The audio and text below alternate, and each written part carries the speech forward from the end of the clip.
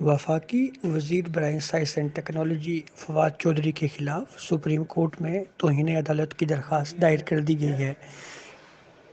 فواد چودھری کے خلاف توہین عدالت کی درخواست جسٹس قاضی فائز عیسیٰ کی اہلیہ نے دائر کی۔ اس درخواست میں یہ موقف اختیار کیا گیا ہے کہ فواد چودھری نے جسٹس قاضی فائز عیسیٰ کو انڈر ٹرائل جج کہا۔ سپریم کورٹ کے جج کو انڈر ٹرائل جج کہنا سپریم کورٹ کی توہین ہے۔ فواد چودھری کا ٹویٹ یہ ثابت کرتا ہے کہ کمرہ عدالت میں خفیہ کیمرے لگے ہوئے ہیں۔ توہین عدالت کی درخواست میں مزید کہا گیا ہے کہ میرے شوہر جسٹس قاضی فائز عیسیٰ کا تعلق سابق چیف جسٹس افتخار محمد چودھری سے جوڑا گیا۔ جسٹس قاضی فائز عیسیٰ ذاتی طور پر سابق چیف جسٹس افتخار محمد چودھری سے کبھی نہ ملے اور نہ ہی ان کو اس طرح سے جانتے ہیں۔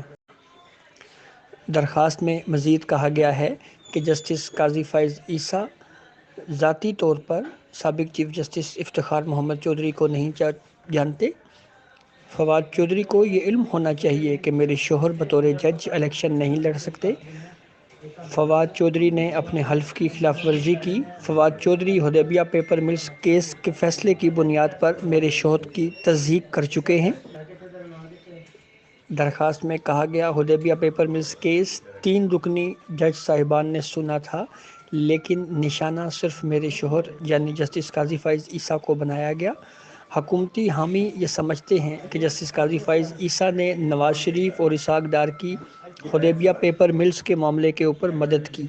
میرے شوہر نواز شریف سے ایک مرتبہ ایوان صدر میں چیف جسٹس کی حلف برداری تقریب میں ملے تھے۔